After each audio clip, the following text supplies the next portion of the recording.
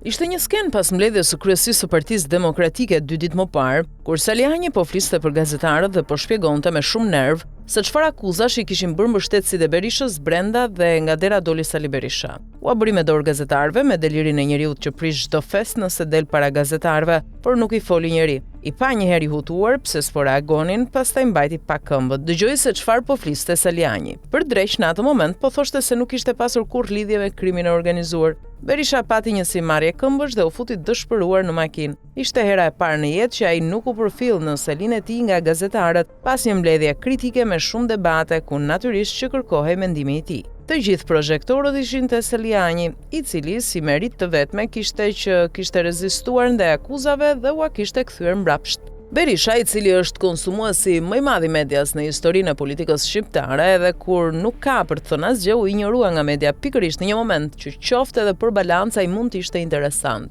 Por asnjë nga ata reporterët e rinj nuk ja afroi mikrofonin. Drama e Sali Berishës për herë të parë është drama e një njeriu që është i qartë për të gjithë, dhe për ata djemtë e vajzat e rinj reporter që kanë lindur dhe janë rritur duke parë Berishën në televizor gjithë jetën. Ai nuk ka më asgjë interesante për të thënë, i ka konsumuar të gjitha. Siç thekson në artikullin e tij të dedikuar Mero Baza, grupi armiqësor i Salianit është i 40 në historinë e jetës së PD-s dhe të gjithë me një skenar, po kritikon për të ndihmuar armikun dhe je i paguar prej tyre.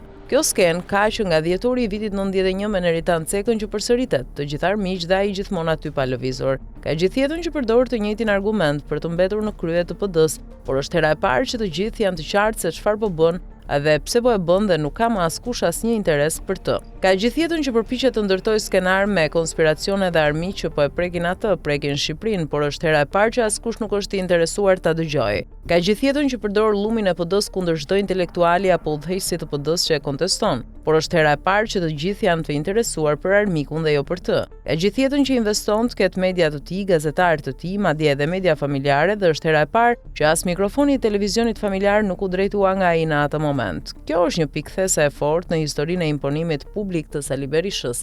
Për herë të parë ai është i parëndësishëm, i panevojshëm, i padëgjueshëm dhe mbi të gjitha i pavlerë. Të gjithë e dinë se çfarë ndodhe, dinë që ai do ta përjashtojë Salianin dhe mbështetësit e tij. E dinë që do ta izolojë edhe më shumë PD-n, e dinë që do të vazhdojë të bëjë pazare, e dinë që do ta sulmojë atë nga gruaja, nga familja, nga shoqëria. E dinë që nuk do ta lëviz flamurnokën nga mbajtja e uturakut, e dinë që nuk do të bëjë asgjë nga ato që thotë ndaj nuk presin më asgjë prej tij. Dhe ky është i vetmi problem që ka Sali Berisha. Atë tani po e vret Sali Berisha, nuk e vrasin kritikët e tij, nuk e vrasin kritikat e Salianit si kritiku i fundit i tij. Saliani thjesht sa e bën më të dukshëm fundin e tij të dhimbshëm, ku të gjithë janë të qartë dhe nuk presin gjë prej tij. Atë tani nuk e merr natë askush për asgjë. As për faktin që në shesh nxjerr 30 vet, as për faktin që kapet duke bërë pallzare, as për faktin që gënjeu për çdo gjë që premtoi në foltore, as për faktin që ka fëmijë miliarder, as për faktin që flet brroçkulla kundër drejtësisë dhe pastaj shpreson që përmes drejtësisë të rrëzojë Edi Ramën, as për faktin që nuk të lë të prekësh as flamurin. Atë tani të gjithë e shikojnë si diçka që u ka ngelur në derë, dhe kur një plak në atë moshë të ngel në derë pasi ka privatizuar shtëpinë, je i detyruar të bësh sikur kujdesesh për të. Askush nuk pret asgjë prej tij përveç se të vdes, dhe ky është dënimi më i madh që një politikan mund të marrë në fund të jetës së tij.